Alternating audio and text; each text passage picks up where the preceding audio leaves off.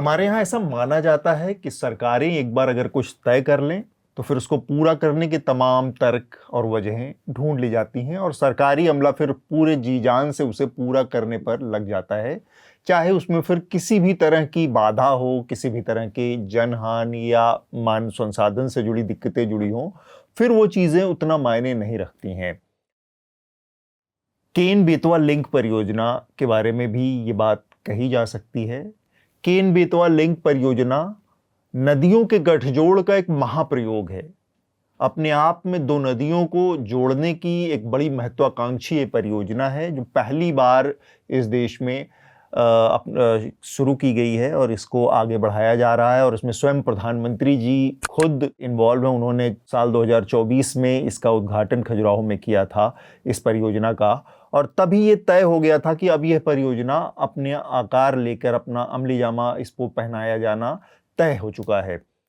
Ken Betwa link परियोजना को लेकर आपने देखा होगा लंबे समय में बड़े मौलिक, बड़े यूनिक और बड़े रोचक और बड़े अनोखे तरीके के, रोचक तो नहीं कहना चाहिए, ये बहुत दुखद भी है बहुत सा इसका पहलू, बड़े अनोखे तरीके के विरोध प्रदर्शन हुए केन बेतवा लिंक परियोजना को लेकर। उस इलाके में जो बुंदेलखंड का पूरा इलाका है उत्तर प्रदेश और मध्य प्रदेश में फैला हुआ, जहाँ पर ये दोनों नदियाँ बहती हैं, उस इलाके में रहने वाला आदिवासी, ग्रामीण और कृषक समाज जो पूरा है वो लगातार इसका विरोध कर रहा है। अलग अलग तरीकों से आपने देखा होगा, किसान आदिवासी चिताओं पर लेटकर वहाँ पर विरोध कर रहे थे, फांसी के फंदे गले में डालकर विरोध कर रहे थे। ये सारी चीज़ें लगातार सिर्फ तस्वीरों में हमारे सामने आई, लेकिन बहुत ज़्यादा इस पर किसी तरह की कार्रवाई या इस पर किसी तरह की सुनवाई और चीज़ें हमें देखने को नहीं मिली। केन बेतवा लिंक परियोजना के बारे में मैं थोड़ा सा अगर बताऊं तो ये केन नदी जो कि मध्य प्रदेश के इलाके में बहती है और बेतवा नदी जो कि उत्तर प्रदेश के इलाके में बहती है, इन दोनों नदियों को आपस में जोड़ने का एक बहुत महत्वाकांक्षी प्रोजेक्ट है। साल 2005 में पहली बार इस योजना को लेकर आगे बातचीत राजनीतिक स्तर पर बढ़ी थी, जब उत्तर प्रदेश और मध्य प्रदेश के बीच में एक memorandum of understanding MOU sign हुआ था। उस समय तत्कालीन उत्तर प्रदेश के मुख्यमंत्री मुलायम सिंह यादव थे और मध्य प्रदेश के मुख्यमंत्री थे बाबूलाल गौर, और इन दोनों के बीच में ये समझौता पहली दफा हुआ था और तब से ये परियोजना लगातार रुकते बढ़ते धीरे धीरे आगे बढ़ रही थी और अब इसमें काफी तेजी आ चुकी है। केन अपेक्षाकृत छोटी नदी है जो मध्य प्रदेश के इलाके में बहती है और बेतवा थोड़ा बड़ी नदी है, और इन दोनों के बेसिन के इलाके में एक बड़ा इलाका, बड़ी आबादी ऐसी है जहां पर पानी की किल्लत रही है। और सरकार का जो तर्क है वो तर्क ये है कि इस इलाके में अगर ये बांध बनता है, जिसको दौधन बांध कहा जा रहा है, जिसको बनाकर इससे एक लिंक नहर निकाली जाएगी जो कि केन से बेतवा को जोड़ेगी, और उससे इस इलाके में सिंचाई की समस्या दूर होगी, इस इलाके में पेयजल की समस्या दूर होगी, और फिर इस इलाके में समृद्धि की भी एक नया दौर शुरू होगा। ये सरकार के अपने तर्क हैं। ग्रामीणों के जो विरोध का स्वर है, जो विरोध की वजह है, उसको भी जान लीजिए आप। एक तरफ उनका कहना है कि उनको मुआवजे की जो रकम दी जा रही है वो बहुत कम है, दूसरी तरफ जो पुनर्वास है उससे सरकार ने पल्ला झाड़ रखा है। सरकार पुनर्वास नहीं कर रही है, सिर्फ पैसा देकर लोगों से मुक्ति पाना चाहती है। ये जो पूरा बांध बनना है, इसका जो पूरा डूब का क्षेत्र है, जितना बड़ा इलाका इसमें आने वाला है, डूबने वाला है इस पूरे बांध में, उसके बारे में एक मोटा अनुमान है कि करीब करीब 100 वर्ग किलोमीटर का इलाका इसमें डूबने वाला है, और इसके दायरे में करीब करीब 24 गांव, जिसमें से 17-18 गांव है जो पूरी तरह से डूबने वाले हैं और कुछ पेरिफेरी में यानी कि परिधि पे किनारे किनारे के गांव है जो इससे प्रभावित होंगे। और आबादी के लिहाज से एक मोटा मोटा अनुमान है कि 20 से 25 हजार भी हो सकता है, 18 से 20 हजार भी हो सकता है। एक 20-25 हजार के आसपास की आबादी पूरी तरह से इसमें डिस्प्लेस्ड हो सकती है और विस्थापित हो जाएगी।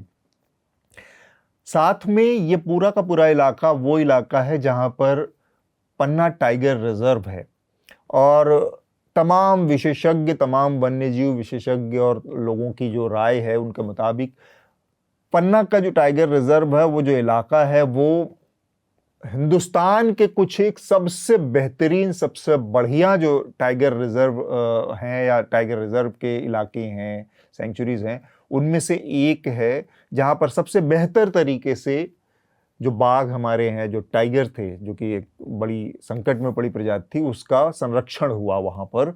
वो पूरा का पूरा इलाका या उसका एक बड़ा हिस्सा जो पन्ना टाइगर रिजर्व है वो डूब जाएगा इस बांध के चक्कर में। और उसके साथ और बहुत सारे वन्य जीव हैं, क्योंकि वो एक पूरी तरह से संरक्षित जंगल है जिसमें खैर के, कत्थे के बड़े बड़े जंगल हैं, वो खत्म हो जाएगा, जिस पर आदिवासी आबादी बड़े पैमाने पर निर्भर है, वो खत्म हो जाएगा इसमें। गांव तो जो खत्म होंगे ही। तो ये एक मुख्तसर सा मैंने जानकारी दे दिया उस पूरे बेतवा बेसिन और केन बेसिन जिसके बीच में ये पूरी परियोजना आकार लेने वाली है। 44,000 करोड़ रुपए की योजना है ये, जिसमें केंद्र सरकार 90% से ज़्यादा पैसा लगाएगी।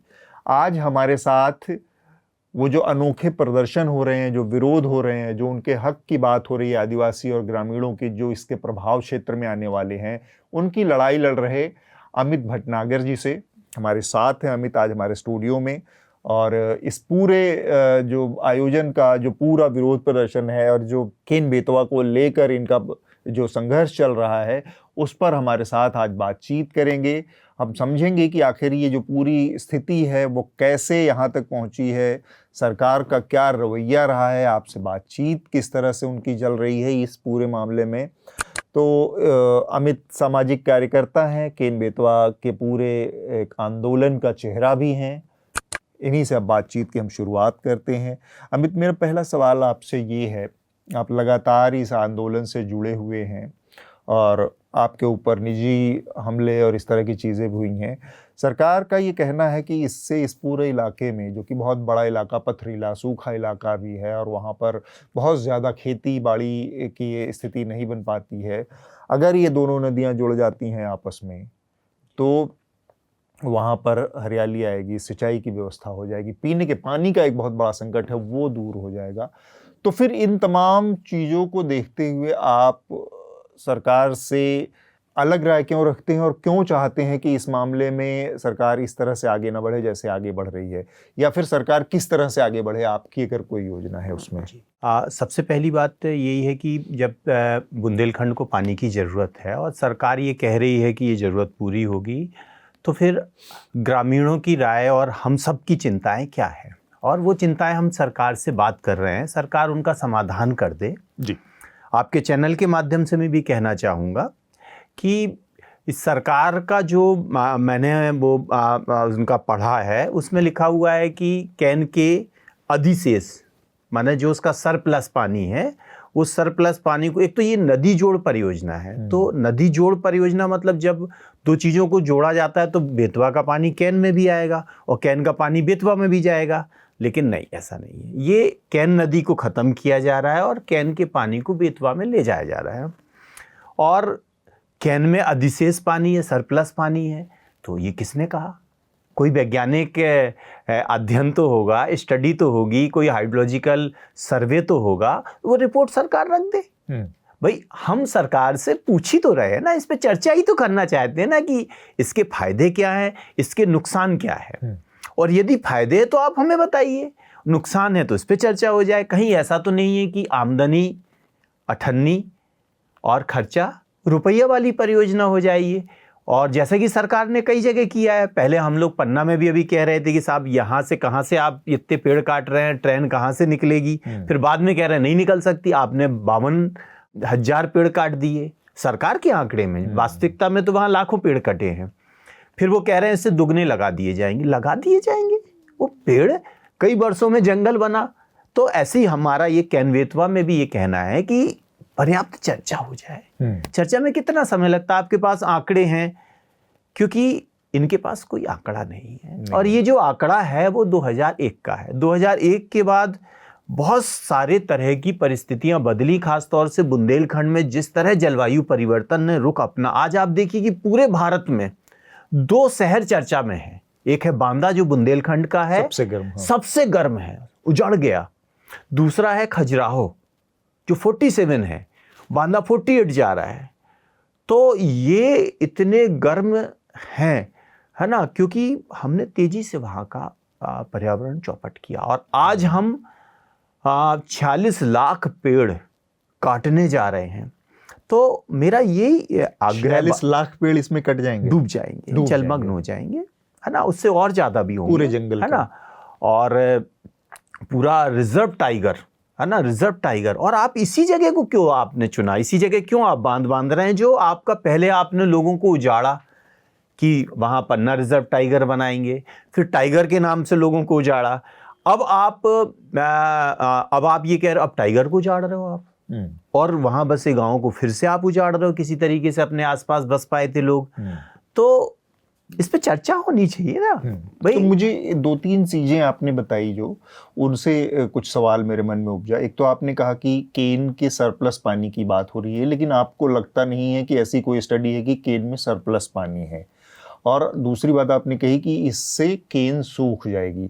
थोड़ा सा इसको हमें समझाइए। देखिए, जो नदी गठजोड़ है वो है कि बड़ी नदी का पानी छोटी नदी में आए, है ना, जिसका पानी, कैन नदी छोटी नदी है और बेतवा नदी का जो जलग्रहण क्षमता है वो इससे लगभग दुगनी है ना। और कैन नदी आज के समय में अगर आप देखें गर्मी में और इस समर वेकेशन में तो ये बिल्कुल सूख गई है।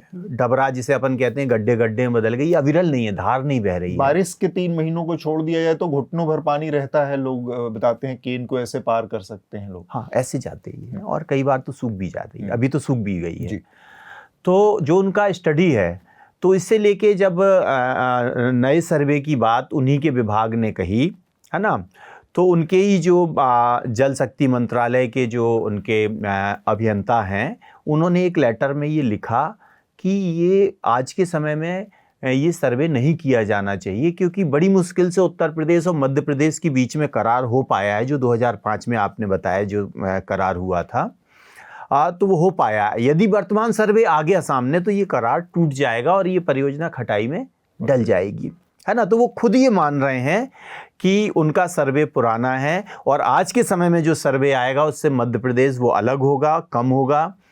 दूसरी बात ये है इसमें कि नदी को, हमारी जो कैन नदी का बहाव है ना, उससे आप वहाँ ख़त्म कर रहे हैं। और सबसे बड़ी बात ये, वैज्ञानिक आधार पे अपन देखें तो बेतवा नदी ऊंची बह रही है। कैन नदी 500 मीटर की ऊंचाई पे है समुद्र तल से और बेतवा जो है 567 ज्यादा ऊंचाई पे है। तो एक नीची नदी का पानी ऊंची नदी में डालना, एक छोटी नदी का पानी ऊपर की नदी में डालना, उस नदी को उस जगह रोकना जहां पन्ना रिजर्व टाइगर का कोर एरिया है, देश का सबसे तेजी से बढ़ता हुआ रिजर्व टाइगर है, जहां सबसे ज्यादा पेड़ हैं, बुंदेलखंड के फेफड़े कहलाते हैं। बुंदेलखंड जो जलवायु परिवर्तन से सबसे बुरी तरह से प्रभावित है।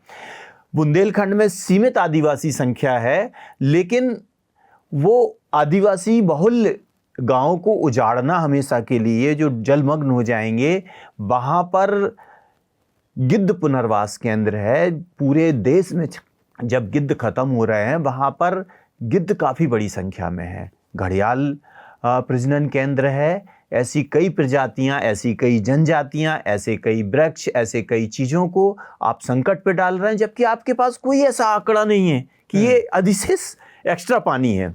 और ये मैं ये कह रहा हूँ कि यदि है, और एक और सबसे बड़ी बात, अगर अभी अपन देखें तो एक बहुत चौंकाने वाली रिपोर्ट आई है। और चौंकाने वाली रिपोर्ट ये है कि वहाँ पर जो है पन्ना में जो वहाँ का दूसरा मतलब संवेदनशील, जो भूकंप संवेदनशील केंद्र था, वो फिर से एक्टिव और वो संवेदनशील इलाका है। जहाँ ये बन रहा है, भूकंप संवेदनशील इलाके पे बन रहा है। तो इतने सारे लोगों की जान को खतरे में डालना, और मैं ये कह रहा हूँ कि मैं नहीं, जब ये बात सुप्रीम कोर्ट में चल रही है, सुप्रीम कोर्ट में ऑलरेडी इसकी जो पर्यावरणीय अनुमति मिली है और वन्यजीव वाली अनुमति मिली है, तो उस पर सुप्रीम कोर्ट में मनोज मिश्रा जी, ऋत्विक दत्ता जिसके एडवोकेट हैं, वो केस चल रहा है। और उस केस के तहत सुप्रीम कोर्ट ने एक विशेष एम्पावर्ड कमेटी बनाई थी, सेंटर एम्पावर्ड कमेटी। उसके विषय विशेषज्ञ आए और सेंटर एम्पावर्ड कमेटी की रिपोर्ट क्या है वो सरकार उजागर करे, क्योंकि वो रिपोर्ट ये कहती है कि भयंकर पर्यावरणीय विनाश आएगा इस परियोजना से। कैसे रिपोर्ट आपके पास है? हाँ, सेंट्रल एम्पावर्ड कमेटी की रिपोर्ट है, उस आधार पे ही मैं ये कह रहा हूँ। ये भयंकर पर्यावरणीय विनाश लाएगी। इसमें विकल्पों का तलाश नहीं किया गया है ना। सरकार को यही बताना इसी जगह क्यों, थोड़ा सा मुझे और जानकारी दे दें। हाँ। जैसे आपने ये तो बताया कि इससे बहुत सारी चीज़ें होने वाली हैं, लेकिन एक दो चीज़ें इसमें अगर बताएं, मसलन कि कितनी आबादी है जो इससे प्रभावित हो रही है, उसके लिए सरकार ने मुआवजे की क्या व्यवस्था की है, पुनर्वास की क्या व्यवस्था की है, और तीसरी चीज़ जो मेरी नज़र में आई कि उसमें बहुत बड़े पैमाने पर भ्रष्टाचार है, वो भ्रष्टाचार क्या है। देखिए, इसमें आबादी को प्रभावित वाली बात कहें तो अभी मैं मूल बात पे आता हूँ, मूल भावना जो आपकी। देखिए, प्रभावित तो सब हो रहे हैं क्योंकि कैन नदी हमारी रीढ़ की हड्डी है, वो जा रही है, जंगल जा रहा है। लेकिन अभी हम प्रभावित में जो आपकी मूल भावना मेरे ख्याल से है कि जो गांव उजड़ रहे हैं, सीधे जो लोग अपना घर छोड़ के जा रहे हैं, आजीविका संस्कृति छोड़ के जिनको जाना पड़ रहा है सीधे, है ना। एक तो बहुत बड़ी आबादी प्रभावित हो रही है। लेकिन अभी हम उस पर आएँ तो ये 22 गांव हैं, जिसमें छतरपुर ज़िले के जो पूरी तरह से हट रहे हैं, छतरपुर ज़िले के 14 गांव हैं, जिसमें कुछ गांव डूब रहे हैं और कुछ गांव, चूँकि ये रिजर्व जंगल का एरिया है, 55,000 हेक्टेयर कोर एरिया जा रहा है फॉरेस्ट का, पन्ना रिजर्व टाइगर का कोर एरिया, और रिजर्व एरिया भी जा रहा है लगभग 61-6200 हेक्टेयर जंगल का एरिया जा रहा है। तो इसमें 14 गांव ये हो गए और 8 गांव वो हो गए। ये मोस्टली गांव आदिवासी बहुल्य गांव हैं। और इसमें अपन ये मान के चलें कि सरकार का ये कहना है कि 7,100 कुछ परिवार, लेकिन सरकार के पास सर्वे सही नहीं है ना। बहुत सारे लोग छूट रहे हैं उस सर्वे में, और पूरक सूची में भी कुछ और परिवार आए हैं। मेरा ये मानना है कि इसमें लगभग 22,000 लोग जो है सीधे उजड़ रहे हैं, अपनी ज़मीन से जड़ से उखाड़ के फेंके जा रहे हैं। ठीक बात है ना। मैं फेंके इसलिए कह रहा हूँ क्योंकि वो उनकी आपने सहमति नहीं ली। आपकी ग्राम सभाएं फर्जी हैं, हुई नहीं। हम लोग लगातार, मैं खुद पिछले 4+ साल से बार बार मांग कर रहे हैं कि धारा 11 की जानकारी इनको दो, इनको नोटिस दिए जाएं, इनको जानकारी दी जाए, इनको बताया जाए कि कौन सी धारा चल रही है, इनकी ग्राम सभा हो गई है या नहीं हुई है। अच्छा, है ना। आज तक हमको कभी नहीं बताया गया कि ग्राम सभा हुई है, आज तक ग्राम सभा कभी की नहीं गई है, जन सुनवाई कभी नहीं हुई है। सोशल जो सामाजिक, तो ये तो बहुत शुरुआती बाध्यता है कि जन सुनवाई हो और ग्राम सभा हो, ताकि इस तरह के किसी भी प्रोजेक्ट में बिना उसकी सहमति के इस तरह के प्रोजेक्ट आगे बढ़ सकते हैं। नहीं बढ़ना चाहिए, कानून तो यही कहता है ना। लेकिन तो आप कह रहे हैं कि कोई जन सुनवाई हुई ही नहीं है इस मामले में? कोई जन सुनवाई की बात अलग, ग्राम सभा नहीं हुई, नोटिस नहीं दिए गए हमको। जब हम लोग आंदोलन करते हैं तो हमको सुना भी नहीं जाता है, और लेकिन जब हमारा आंदोलन बड़ा होता है, तीव्र होता है, तो ये अगर हमको सुनते भी हैं तो झूठे आश्वासन दे देते हैं। आज तक हमको परियोजना से संबंधित बात, दूसरी चीज़ तो छोड़िए, दस्तावेज तक नहीं दिए गए हैं, जबकि 5 बार इन्होंने हमको लिखित में दिया है कि हम 5 दिन में दे देंगे, 10 दिन में दे देंगे, 7 दिन में दे देंगे। पिछले 2.5 साल से ये हमको 5 दिन, 7 दिन, 3 दिन ये कर रहे हैं। जब आंदोलन ज़्यादा होता है, लोग इकट्ठे हो जाते हैं। हमारे सारे आंदोलन गांधी जी को। मुझे उस बात पे फिर से, जन सुनवाई आप कह रहे हैं कि एक भी नहीं हुई है, जन सुनवाई नहीं हुई, ग्राम सभाएं नहीं हुई। क्यों? और इसकी आप लोगों ने मांग करी? हम लोगों ने कई बार मांग की, ग्राम सभा की मांग की, हमको कागज तक नहीं आज तक दिए। और हमारे पास जो कागज आए ग्राम सभा के, वो फर्जी ग्राम सभा इन्होंने कर ली। इनके पास ना हमारे हस्ताक्षर हैं, दे रहे हैं, और ग्राम सभा में इनके जो सिग्नेचर हैं, मैं पहली बार आपके सामने ये बात कह रहा हूँ, और ये पूरी दस्तावेज के आधार पर ये मैं कह रहा हूँ कि ये ग्राम सभाएं फर्जी हैं। और यहाँ तक फर्जी हैं कि जो सरपंच 6 महीने बाद इलेक्शन होंगे, फिर एक सरपंच बनेगा, जो उस कार्यकाल के बाद का सरपंच है, उसके सिग्नेचर इन्होंने पहले ही कर दिए। माने कैसे कोई तय कर सकता है कि उस समय कौन जीतेगा? कौन जीतेगा? क्योंकि ये फर्जी है ना। जब हम 3-1.5 साल बाद आप हमको कागज देंगे तो फिर आप उसी हिसाब से उसके दे दिए, डेट पुरानी है।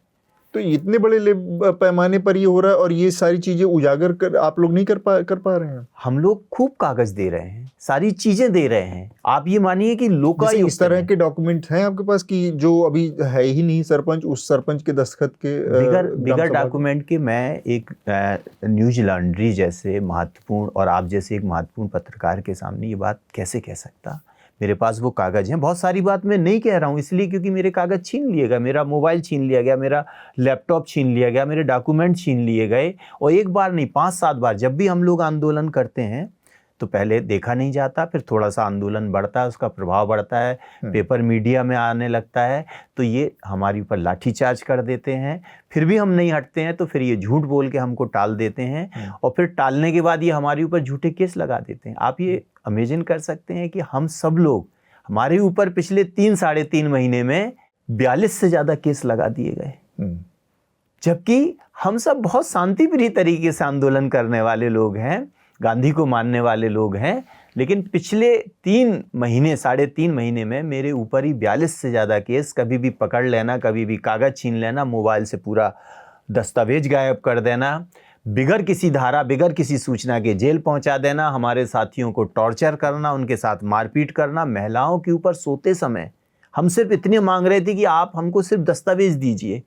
महिलाओं के ऊपर रात के 1 बजे 2 बजे पुलिस आती है, लाठीचार्ज करती है, छोटे छोटे बच्चों को अपनी सर्विस रिवाल्वर अड़ाई और डराया जाता है।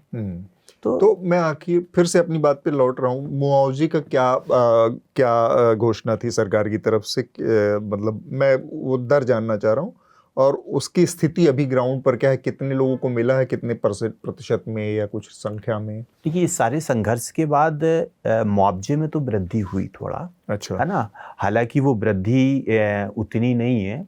और दूसरी बात ये है कि इसमें सबसे ज़्यादा भ्रष्टाचार बहुत ज़्यादा है, क्योंकि हम जो देख रहे हैं और देख क्या रहे हैं कि ये इसके प्रमाण हैं कि एक परिवार में यदि 5 लोग हैं तो 5 लोगों में आप किसी गांव को तोड़ने जा रहे हो, खाली कराने जा रहे हो, लेकिन उस गांव को खाली कराने से पहले आपने उस गांव के में कोई नोटिस नहीं दिया कि हम आपके घर खाली कराने जा रहे हैं। और वो सिर्फ एक गुस्सा है उनका, इसलिए कि वो लोगों को डराना चाहते हैं, इसलिए कि भ्रष्टाचार कर सकें। आप ये देखिए कि पटवारी को एक लोकायुक्त ने रंगे हाथ 50,000 की रिश्वत लेते पकड़ा, जबकि एक अंगूठा छाप महिला ने लोकायुक्त के पास शिकायत करनी पड़ी। तो आप खुद समझ सकते हैं कि वहाँ भ्रष्टाचार की स्थिति क्या है। हर व्यक्ति से 30 से 40% अलग अलग तरीके से पैसा लिया जाता है। पहले 2 लाख रुपए दो तो आपका नाम सूची में आएगा, और यदि आपने 2 लाख रुपए दे दिए, सूची में नाम आ गया, तो फिर पैसे तब डलेंगे जब आप 50,000 या 1 लाख रुपए और दोगे, है ना। कियोस्क के वाले तो थोड़ा सा हमें मुआवजे की दर बताइए पहले। 12.5 लाख रुपए है प्रति परिवार पैकेज राशि, और प्रति परिवार चाहे कितना भी परिवार में सदस्य हो, परिवार में कितने भी 12.5 लाख पति पत्नी और उनके अवयस्क बच्चे और अवयस्क भाई बहन, है ना। और 12.5 लाख रुपए है जमीन का, हेक्टेयर के हिसाब से, per hectare, per hectare 12.5 lakh per hectare जमीन और के हिसाब से, पर परिवार 12.5 लाख। जो पहले जमीन का जो था, जमीन का पहले तो 60,000 रुपये प्रति एकड़ तक था असिंचित जमीन का, सिंचित है तो 1,20,000 रुपये प्रति एकड़ एवरेजन, लेकिन अभी ये बढ़ के 5 लाख हो गया है, चाहे सिंचित हो चाहे असिंचित हो, कैन बेतवा में, ठीक है ना। कैन बेतवा परियोजना में, दूसरी परियोजनाओं में तो 5 लाख रुपए दे रहे हैं मुआवजा राशि, ये पैकेज, और ज़मीन का भी बहुत कम है। जबकि कानून जो है वो 861 का कहता है आदिवासी के लिए, और कानून की धारा 107 स्पष्ट रूप से ये कहती है कि 861 से कम का आप उनको ऑफर भी नहीं दे सकते। लेकिन ऑफर क्या, ये तो 5 लाख दे ही रहे हैं, और लोगों को बिगर मुआवजा दिए उनके मकान तोड़े जा रहे हैं, उनकी खड़ी फसल को जोता जा रहा है। कई लोगों ने आपने बताया कि करीब 22,000 के आसपास लोग हैं, या परिवार के लिहाज से आपने बताया कि 7-7,500, इनमें से कितने प्रतिशत लोगों को मुआवजा मिल चुका है अभी? सरकार का जो कहना है कि 90% लोगों को मुआवजा दे दिया है, आपका अपना, लेकिन मेरा जो आकलन है वो ये है कि 40% लोगों को इन्होंने मुआवजा नहीं दिया है। नहीं दिया है। अभी 60% लोगों को 60% लोगों को मुआवजा मिला है। सबसे बड़ा समस्या इसमें ये है कि कई बाहरी और अपात्र लोगों को भी दे दिया गया है, और यही कारण है कि अपने भ्रष्टाचार को छुपाने के लिए अत्याचार कर रहे हैं। और लोगों ने, चूंकि हमारा मूवमेंट हुआ और लोगों ने उनका जो पैसा था, जो बात हुई थी, जिसके चेक एक भी ये लोग ले रखे थे, तो लोगों ने मना कर दिया। हम लोगों ने भी ये कहा कि हमारा हक है ना, हमारा गांव जा रहा है, हम किसी कर्मचारी को, अधिकारी को 3 लाख 4 लाख 5 लाख रुपए क्यों देंगे, है ना। तो लोगों ने ये बात समझी और लोगों ने इसका प्रतिकार किया और एक बड़ा आंदोलन देश ने देखा, और तो उससे उनको काफ़ी गुस्सा रहा और काफ़ी बड़ा नुकसान। तो उन्होंने बहुत सारा हमसे किसी तरह झूठ बोल के और झूठी झूठी बातें करके कि सर्वे करेंगे, ये करेंगे, कागज़ देंगे, दस्तावेज देंगे, सारी चीज़ें सुनेंगे, लेकिन सुना कुछ नहीं। उल्टा हमारे ऊपर कई फर्जी केसेस इसी दौरान, आप ये मानिए कि हमारे ऊपर सिर्फ 1 महीने में ही उन्होंने हमारे ऊपर 30 से 32 केस लगा दिए। मैं सारे केसेस पर भी आऊँगा, एक बार मैं थोड़ा सा ये जो इसका पहलू है वो हम समझ लें। तो आपका एक मोटा अनुमान है कि करीब 60% लोगों को मिला, 40% लोगों को नहीं मिला और अपात्र लोगों को भी मिल गया। अब भ्रष्टाचार जो है वो तो एक अलग पहलू है इसका। वन्य जीवन जो है, जो पन्ना का पूरा वन्य जीवन है, उसके पुनर्वास की क्या व्यवस्था है या उसके पुनर्वास का क्या रोड मैप दिया है इन लोगों ने? देखिए, ये जो पूरी परियोजना है, ये परियोजना पन्ना रिजर्व टाइगर को 2 भागों में विभाजित कर देती है और उसका एक बड़ा एरिया जो है वो ख़त्म हो जाएगा। और पन्ना रिजर्व टाइगर में टाइगर्स की संख्या जो है वो तेज़ी से, देश का सबसे तेज़ी से बढ़ता हुआ टाइगर रिजर्व है ना। और उनकी जो हर टाइगर की अपनी एक टेरिटरी होती है, और पिछले जब से ये परियोजना का थोड़ा सा बने हैं तो कई टाइगर आपसी संघर्ष में, या मानव और टाइगर के बीच का संघर्ष बढ़ा है, टाइगर के बीच का संघर्ष बढ़ा है।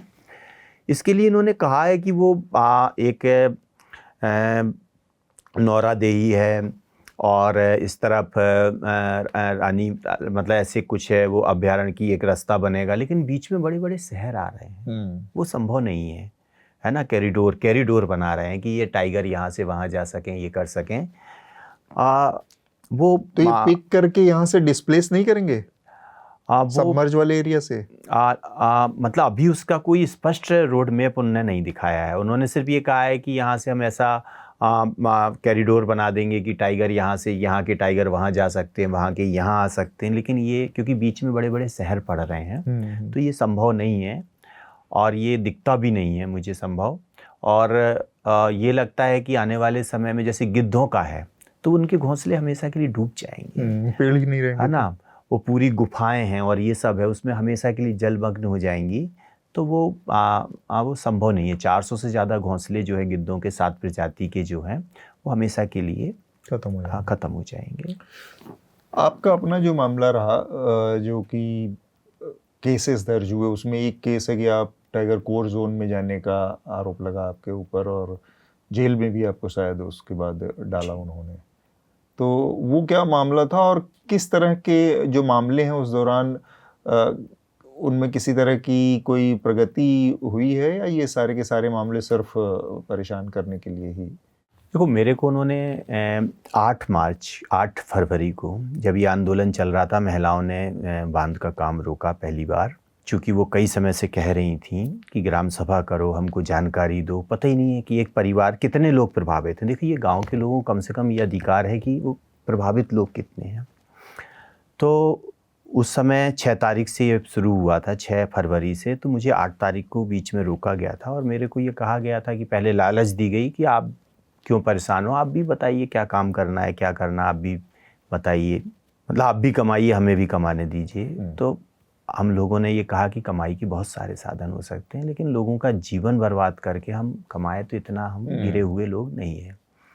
फिर कुछ अपना हमदर्दी वाले लोग रहते हैं जो वहाँ उच्च अधिकारियों के निर्देश पे काम करते हैं, उन्होंने ये कहा था कि अगर आप नहीं समझेंगे तो आपका कैरियर ये लोग खराब कर देंगे, है ना। लेकिन हम लोग गांधी विनोबा और जयप्रकाश मूवमेंट से जो जुड़े हुए लोग, उनके साथ हम लोगों ने काम किया, तो ये बात पहले ही समझी थी कि जिस समाज का कोई कैरियर नहीं है वहाँ पे रहने वाले युवाओं का कैरियर नहीं है। तो उससे आज से 17 साल पहले ही हम अपना कैरियर खुद ही छोड़ के आ गए थे। जी। तो हमने इस चीज़ को स्वीकार किया और हमको 10 तारीख को इन्होंने जेल में भेजा और उसके बाद लगातार धमकियाँ और लगातार जेल भेजना।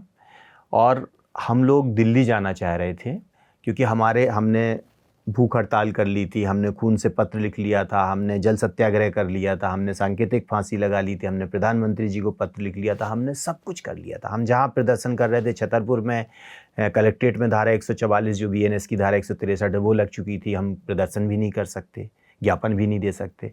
पन्ना में भी यही हो चुका था। तो हमने दिल्ली जाना तय किया था, लेकिन हम दिल्ली जा रहे थे तो लोगों ने अपना किसी तरह से राशन, किसी तरह से टार्च और ये सारा सामान रखा था कि हमने ये कहा था कि ये चीज़ें, टार्च है, डिब्बा है, ये चीज़ें रख लेना, क्योंकि हम लोग दिल्ली जा रहे हैं बाहर बड़े शहर में। तो इन लोगों ने, पुलिस ने लोगों का सामान लूट लिया, राशन लूट लिया, लोगों को जाने नहीं दिया, गांव-गांव में पुलिस लगा दी गई, परेशान किया गया। 13 जगह हम लोगों को अलग अलग रोका गया, छतरपुर की पुलिस के द्वारा, पन्ना की पुलिस के द्वारा। एटलीस्ट एक जो टोल टैक्स का नाका था, वहाँ पुलिस ने हमको आगे नहीं बढ़ने दिया, तो हमको मजबूरी में फिर जो हमारे गांव थे उनकी तरफ मूव करना पड़ा। वहाँ महिलाओं के द्वारा पहले से ये कहा गया था, क्योंकि इनका महिलाओं से जो बात हुई थी कि हम 15 दिन में हल कर देंगे, तो वो हल नहीं हो पाया था। तो वो वहाँ पे फिर से जो 6 तारीख को मैंने आपको बताया, जो हमको जेल भेजा था, फिर 14 तारीख को हमारी बात हुई थी, तो कलेक्टर ने ग्राम सभाएं, सर्वे, ये सब बात कही थी। तो 14 तारीख को जब ये 14 फरवरी से लेके अप्रैल तक, है ना, 5 अप्रैल तक ये मामला नहीं, जब लोगों को न्याय मिलता नहीं दिखा, तो महिलाओं ने 5 तारीख से शुरू वहाँ कर दिया था और हम लोग 5 को दिल्ली आ रहे थे। तो हम सब लोगों को जब नहीं जाने दिया गया तो हम सब अपने अपने गांव की तरफ चले गए। चूँकि गांव के लोग मेरे से सलाह लेते हैं और हम सब मिलके तय करते हैं, तो इसलिए हम उनके गांव चले गए। वो कोर एरिया ही में गांव बसे हुए हैं, या ये कहें कि उनके गांव छीन के ही आपने अपना कोर एरिया बनाया, है ना। कितनी हास्यप्रद बात है कि वो कोर एरिया है, कोर एरिया में कई पोकलेन चल रही हैं, वहाँ पर धमाके हो रहे हैं, है ना, लेकिन वहाँ गांव का आदमी जा नहीं सकता है। वहाँ पोकलेन चल सकती है, वहाँ जेसीबी चल सकती है, वहाँ कारखाने बन सकते हैं, वहाँ बड़े बड़े 100 फीट तक गहराई से पिलर खोदे जा सकते हैं, वहाँ बम विस्फोट और बड़े बड़े विस्फोटक धमाके हो सकते हैं, लेकिन वहाँ गांव का व्यक्ति नहीं जा सकता। अपने ही गांव में, अपने ही वन अधिकार में व्यक्ति वहाँ खड़ा नहीं हो सकता। प्रदर्शन इनके मद्रास के, उड़ीसा के, मतलब वो देश भर के लोग वहाँ पर, मजदूर, इंजीनियर, जेसीबी चालक, वो दिन रात काम कर सकते हैं, दिन रात जा सकते हैं, उनके लिए कोई कोर एरिया नहीं है। हम लोग जो जंगल को बचाने की बात कह रहे हैं, अपने पर्यावरण को बचाने की बात कह रहे हैं, उन्हीं वन्य जीव और टाइगर रिजर्व को बचाने की बात कह रहे हैं, तो हमारे ऊपर ही वन विभाग ये सब कर रहा है। तो ये काफ़ी दुखद है और गलत तरीके से हमको वो किया, अरेस्ट किया गया। इन्होंने हमको लेटर दिया कि भाई आपने ये वायलेंस किया है ना, और आपको 12 तारीख को आके एक बयान देना है कि आपने ये वायलेंस क्यों हुआ, कथन देना है। और मैं जेल में था, इन्होंने गलत तरीके से, मेरा महा आंदोलन शुरू होने वाला था, इन्होंने बात नहीं मानी थी, तो इन्होंने मेरे को पकड़ के जेल में बिगर परिवार को जानकारी दी, गलत तरीके से मेरे को गिरफ्तार करके जेल भेजा।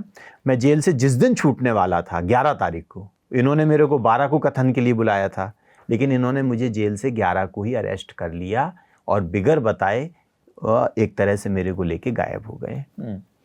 एक चीज़ और मुझे बताएं कि जिस तरह से बार बार ग्राम सभाओं की बात आ रही है, जन सुनवाइयों की बात आ रही है, बिना इसके कोई प्रोजेक्ट आगे बढ़ नहीं सकता।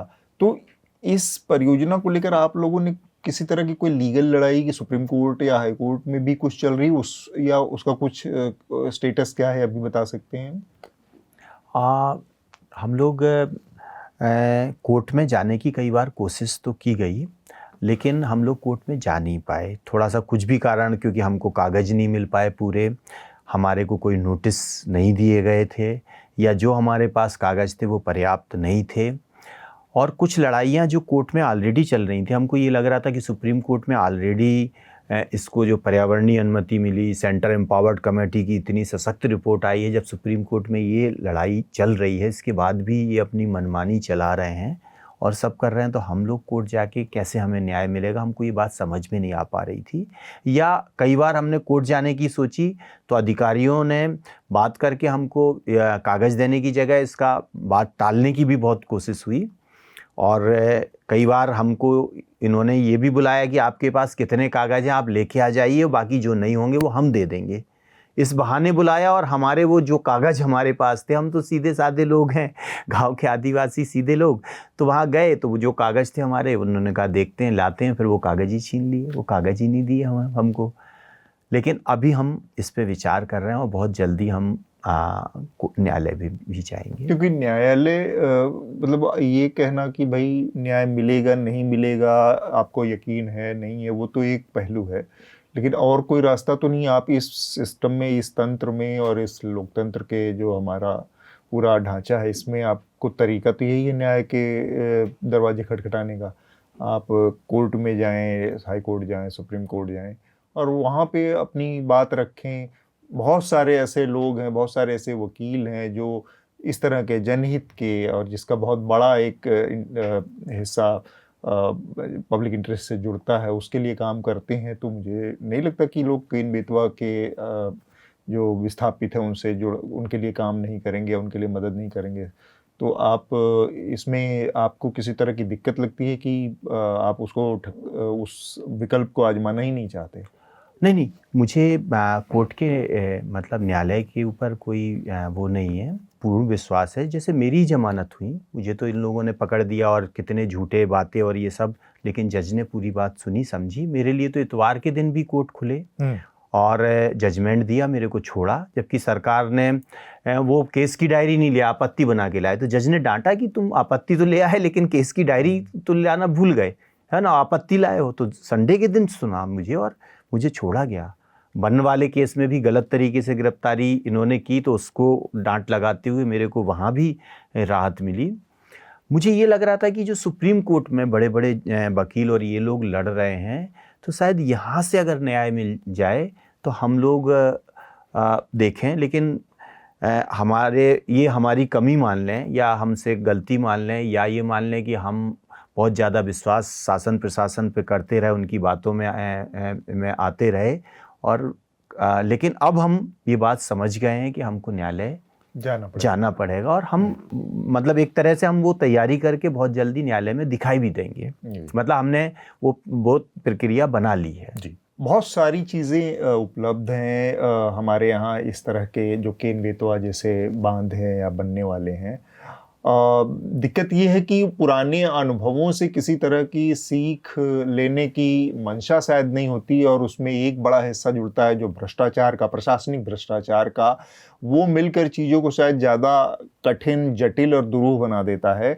आप इसको ऐसे समझें कि हमारे पास एक ज़माने से बांध के बनने, बांधों पर विवाद होने, धरने प्रदर्शन और तमाम चीज़ों के बावजूद प्रोजेक्ट बने हैं और लोगों का विस्थापन हुआ है, और हमेशा एक ही तरह की स्थितियां आई हैं। आप रिहंद से लेके भाखड़ा नांगल से लेके आगे बढ़ें, आपके पास हालिया उदाहरण आएगा, फिर टिहरी डैम बना। तो इन तमाम कदम दर कदम परियोजनाओं के आने के बाद भी एक सरकार कोई ऐसा एक पुख्ता और सबको स्वीकार्य, अंततः तो वो सरकारें उसी जनता के लिए ही काम करने का दावा करती हैं ना, जो कि उनको, जिसको वहां से विस्थापित किया जाएगा, जिसको वो कहती हैं कि वही अंत में राजा है इस लोकतंत्र की। तो उसको विस्थापित करने के लिए एक के बाद परियोजनाएं होती हैं, और हर परियोजना के साथ ये सारी कमियां, ये सारे विवाद जुड़ते हैं। उनका पुनर्वास नहीं हुआ, उनको मुआवजा नहीं मिला, पर्यावरणीय जो क्षति है उसका कहीं कोई पूछने वाला नहीं है, उसका कोई पुरसा हाल नहीं होता। एक साइड में उसको रख दें आप। टिहरी में अभी हाल फिलहाल का सबसे जो डैम का हमारे सामने उदाहरण है, नई टिहरी बसाकर लोगों का पुनर्वास किया गया, और केन बेतवा से जो विस्थापित है उनका यही कहना है कि जमीन के बदले हमें जमीन दे दीजिए, घर के बदले हमें घर दीजिए। पैसे का क्या है, आज पैसा है कल नहीं रहेगा, लेकिन लोगों की जिंदगी बहुत लंबी होती है। ज़मीन उनकी आजीविका से जुड़ी होती है, उनके खान पान की गारंटी होती है, उनके फूड की गारंटी होती है, उनके भविष्य की गारंटी होती है। तो और केन बेतवा का अगर आप स्केल देखें तो इतना बड़ा भी नहीं है, 20-25 हज़ार आबादी का मामला है। अगर कोई सरकार जो इतने बड़े बड़े दावे करती है, इतने बड़े बड़े जिसके दावे हैं, वो इतनी छोटी सी आबादी के विस्थापन का, पुनर्वास का, मुआवजे की एक पुख्ता व्यवस्था नहीं कर सकती, शांति से लोग वहां से जाके कहीं और बसें। जड़ों से उखड़ना अपने आप में बहुत ही दर्दनाक एक वो होता है, और आप वो व्यवस्था नहीं कर सकते। आप बहुत बड़े पैमाने पर किसी चीज़ को कैसे उम्मीद करते हैं कि वो आगे बढ़ेंगे इस देश में। तो केन बेतवा ऐसी ही परियोजना है। मैं एक बार में जल्दी से इसकी कुछ आंकड़े आपके सामने रख रहा हूँ कि अभी इसकी स्थिति क्या है, और अमित अगर मैं इसमें कहीं गलत हूँगा तो आप मुझे करेक्ट कर दीजिएगा। इस योजना की लागत जो है वो 44,605 करोड़ रुपए है, और इसमें केंद्र का योगदान करीब 39,000 करोड़ रुपए से ज़्यादा का है। जो ये बांध बनने वाला है, इसकी जो ऊंचाई है, इसकी ऊंचाई करीब 77 मीटर होनी है, और इसका नाम दौधन बांध है। ये उसको स्थानीय भाषा में कुछ और भी कहते हैं, धौड़न बांध या दौधन बांध। इसको यही मुख्य बांध है जिस पर ये सारा प्रोजेक्ट आगे बढ़ रहा है। और इससे जो लिंक नहर बनने वाली है उसकी लंबाई होगी 221 किलोमीटर। इसमें 2 किलोमीटर टनल से गुजरेगा, पूरा हिस्सा एक सुरंग से गुजरेगा, और इसकी जल भंडार क्षमता जो है वो है 2,853 क्यूबिक मीटर। और जो सरकारी दावा है उसके मुताबिक करीब 10 लाख हेक्टेयर से अधिक का इलाका इसके सिंचाई क्षेत्र में आएगा, जिससे इसको लाभ मिलेगा। इसके अलावा इस पे बाद में चलकर कुछ जल विद्युत परियोजनाएं भी बनेंगी। तो ये स्थिति है सरकार के दावे की, लेकिन अभी ये स्थिति है कि लोग विरोध कर रहे हैं, अलग अलग तरीक़ों से विरोध कर रहे हैं। मेरा आखिरी सवाल अमित आपसे है, ये जो विरोध के बड़े अनोखे और मौलिक तरीके हैं जिसमें लोग अपनी चिताओं को बनाकर जल सत्याग्रह कर रहे हैं, फांसी के फंदे पर लटकने का वो कर रहे हैं, ये सब विचार कैसे आया, और क्यों आपको लगा कि इस तरह की चीज़ें करना ज़रूरी है इस विरोध प्रदर्शन में? देखिए, ये तो मैं जैसे आपसे बात कर रहा हूँ लोगों से, तो लोगों का कहना है कि बहुत यूनिक तरीके थे, लेकिन ये सब जो है ये अपने आप स्वाभाविक रूप से सामने आया। हम सबको सुना रहे हैं, दिल्ली जा रहे हैं, हमको नहीं जाने दिया जा रहा। हम क्या करें? हम एक कोर एरिया में जहां हमारे परिवार की महिलाएं या हमारे गांव की महिलाएं पहले से प्रदर्शन कर रही हैं, हम वहीं चले जाते हैं। और जब हम वहां जाते हैं तो हमको, हमारे गांव है, रोज़ हम जिस रास्ते से निकलते हैं, रोज़ जिस रास्ते से जाते हैं, हमको बता दिया जाता है आपका प्रवेश अनधिकृत है, आप अपनी गाड़ी यहाँ से नहीं रख सकते, आप यहाँ क्यों बैठे हैं, इससे वन्य जीव को नुकसान हो रहा। वहीं तो हम बैठते हैं, वहीं हम लेटते हैं, उससे और अंदर हम गांव में लेटते हैं। जब आप यहाँ पर डायनामाइट चलाते हैं तो हमारा पानी रोक दिया, हमारा राशन रोक दिया, लोगों का, यहाँ तक पत्रकारों का आना रोक दिया। हम क्या करें? मतलब हमको कुछ सूझ नहीं रहा था। हमको लग रहा था कि क्या करें, हमको लग रहा था कि हमारी ज़मीन ली, अब हमारी जान भी ले ले सरकार, क्योंकि पानी रोक दिया, खाना रोक दिया, मीडिया का आना रोक दिया, तो क्या करें, जान ले ले। तो जान से समझ में आया कि चलो अपन चिता पे लेट जाते हैं और सरकार से कहते हैं कि तुम आओ और इसमें आग लगा दो, अब तुम जमीन तो छुड़ा ही चुके हो तुम, और हमारी सुन भी नहीं रहे हो, है ना।